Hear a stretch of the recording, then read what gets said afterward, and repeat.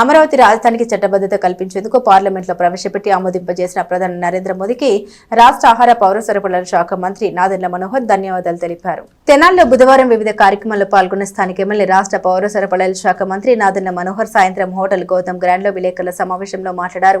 అమరావతి రాజధానిని అద్భుతంగా నిర్మించాలని చంద్రబాబు నాయుడు ముఖ్యమంత్రిగా కృషి చేశారని గుర్తు చేశారు. ఇతర దేశాల నుండి మాస్టర్ ప్లాన్ డిజైన్లు తెప్పిస్తే తర్వాత అధికారంలోకి వచ్చిన వైసీపీ పార్టీ అధినేత జగన్మోహన్ రెడ్డి రాజధాని నిర్మాణ పనులను కొనసాగించలేదని ఆరోపించారు. రైతులు రైతు మహిళల్ని అగౌరవపరిచారని తెలిపారు. 3 రాజధానుల పేరిట సమాజంలో చీలికకు వ్యక్తిగత లబ్ధికి ప్రయత్నించారని విమర్శించారు. ఫలితంగానే ఇప్పుడు అమరావతికి చట్టబద్ధత కోసం అసెంబ్లీ తీర్మానం చేసి పార్లమెంటుకు పంపాల్సి వచ్చిందని గుర్తు చేశారు. అసెంబ్లీకి వచ్చి వైసీపీ ఎమ్మెల్యేలు తమ అభిప్రాయం వినిపించలేదని పార్లమెంట్లో ఒకే గలంగా వ్యవహరించేదన్నారు. ఇదే అమరావతిని మనం విచ్చలవిడిగా ఒక భయాందోళన పరిస్థితి తీసుకొచ్చి రైతాంగాన్ని అవమానపరిచే విధంగా రైతుల్లో ఉన్న మహిళల్ని ప్రత్యేకంగా అగౌరవపరిచే విధంగా చేసిన విధానం దుర్మార్గం. శాసనసభలో దీని గురించి చట్టంలో ఒక మార్పు తీసుకురావాలనే కర్మ పట్టింది మనకి. ఏ పార్టీ అయినా ఏ నాయకుడైనా ప్రతిపక్ష నాయకుడు కాదు అసలు, అయినా కానీ ఆ పార్టీకి అధినేత కాబట్టి బాధ్యత తీసుకుని మనస్ఫూర్తిగా బలపరచాల్సింది. పార్లమెంట్లో శాసనసభలో మీరు అసలు రాలేదు, నిలబడలేదు, ప్రజల పక్షాన మీరు మాట్లాడలేదు. పోనీ మీ ఒపీనియన్ ఏంటి, మీరు ఏం కోరుకుంటున్నారనేది కూడా మీరు చెప్పచ్చు. ఎందుకు చెప్పలేదు, మీరు ఎందుకు రాలేదు శాసనసభకి? వ్యక్తిగతంగా ఆరోపణలు ఏంటండి? అసలు నాకు చాలా విచిత్రంగా అనిపిస్తుంది. ఈ రోజున ప్రజలు కోరుకునే దానికి భిన్నంగా ప్రవర్తించే వ్యక్తి జగన్మోహన్ రెడ్డి. అమరావతి నిర్మాణానికి మా కూటమి ప్రభుత్వం 100% కట్టుబడి ఉంది.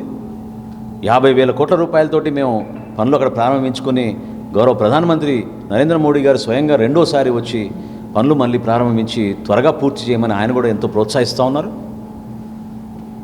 కానీ మీ దుర్మార్గమైన ఆలోచనల వలన ప్రజల్లో ఒక శాంతియుత వాతావరణం లేకుండా పెట్టుబడిదారులను బెదిరించి ఎవరైనా ఇక్కడికి వస్తే మేము రాబోయే రోజులు మేము క్యాన్సిల్ చేస్తామని ఇంత నీచమైన ఆలోచనలు అసలు మనం ఊహించని విధంగా ఒక పార్టీ అధినేత ఈ విధంగా ప్రవర్తిస్తున్నాడంటే నిజంగా మనం అందరం బాధపడాలి.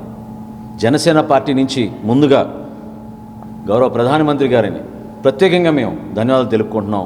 పార్లమెంట్లో ఈరోజు బిల్లు ప్రవేశపెట్టి దాని అమెండ్మెంట్ తీసుకొచ్చినందుకు. ఇటువంటి దుస్థితి ఆంధ్రప్రదేశ్కి పట్టింది.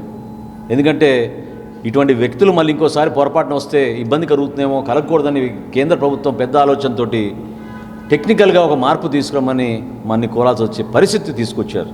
అది కేవలం వైఎస్ఆర్సీపీ పార్టీ, జగన్మోహన్ రెడ్డి దీనికి బాధ్యత వహించాలి. రాష్ట్రానికి సంబంధించిన అంశాలపైన పార్లమెంట్లో ఎప్పుడు కూడా ఏ పార్టీకి సంబంధించిన వ్యక్తులైనా సరే నిలబడి ఒకే మాట మీద నిలబడతారు. రాష్ట్రం గురించి మాడతారు, ప్రజల గురించి మాడతారు, మన ఆకాంక్షల గురించి మాడతారు, మన అభివృద్ధి గురించి మాడతారు. కానీ రాష్ట్రంలో మంచి జరుగుతున్నప్పుడు దాన్ని వ్యతిరేకించి చెడు జరగాలనే ఒక దుర్మార్గమైన ఆలోచన అది కేవలం